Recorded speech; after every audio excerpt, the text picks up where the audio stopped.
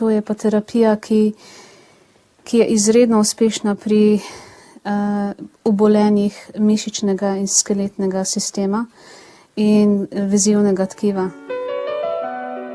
Med umetniki, ki se poskušajo preživeti samo z umetnostjo, pa je, da je okrog 5 do 10% umetnikov, ki lahko živijo v svoji svrhi, vsi ostali morajo imeti še morajo delati še druga opravila po strani. Ne.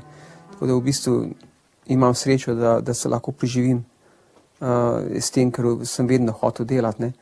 In v glavnem pa ilustriram. Ilustriram knjige, otroške knjige, učbenike in občasno tudi kakšen strip narišemo. Čeprav vem, ste prišli v Avstralijo samo za 1 leto, 2, recimo, koliko let ste si še zadali v Avstraliji? Od zdaj naprej? Verjetno zavedno. Nobene želje, da bi recimo z vsem znanjem, izkušnjami prišli v deželico na sončni strani Alp? Zelo rada bi šla nazaj v Slovenijo in poučevala bavno terapijo. In precej ljudi me je že tudi vprašalo, kdaj bom prišla nazaj. Direktnih planov trenutno še ni, ker je treba preveč organizirati.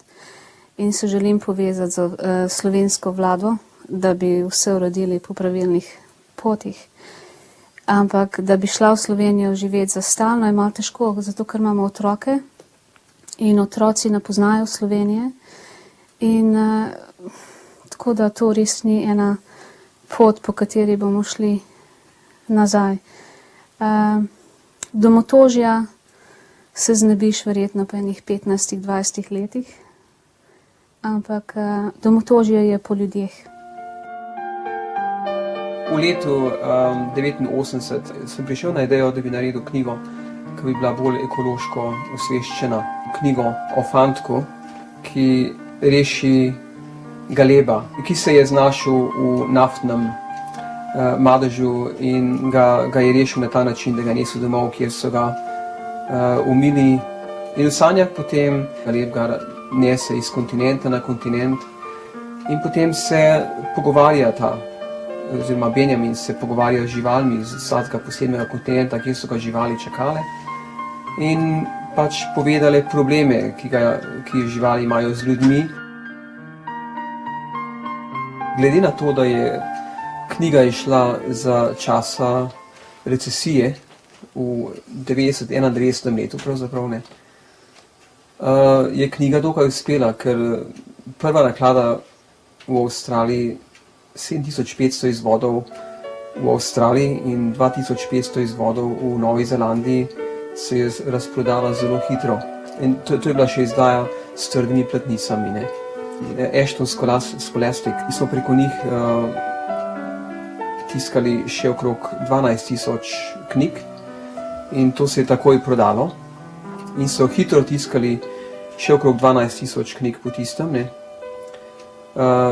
To je bilo v glavnem vse, samo knjige so se prodale, v glavnem vse skupaj so jih prodali okrog 35,000 izvodov v Avstraliji, kar ni slabo. Pomeni to, da ste obogateli in da vam zdaj ni treba več delati? Seveda, mislim, da dobiš en dober dolar na vsako knjigo, to je ravno plačalo moje delo v 6 mesecih. Ja. Nisem obogatel, dobil sem povrnjene stroške, če drugega ne. Zanimivo je, da imamo to knjigo zdaj tudi v slovenščini. Letos 1993 sem šel na obisk v Slovenijo in en dan sem se odločil, da bom šel na Mladinsko knjigo in pokazal originalno izvedbo moje knjige The Dream. In na Mladinski knjigi sem srečal takratno urednico otroškega oddelka Mladinske knjige Marjana Honisvet Adamič.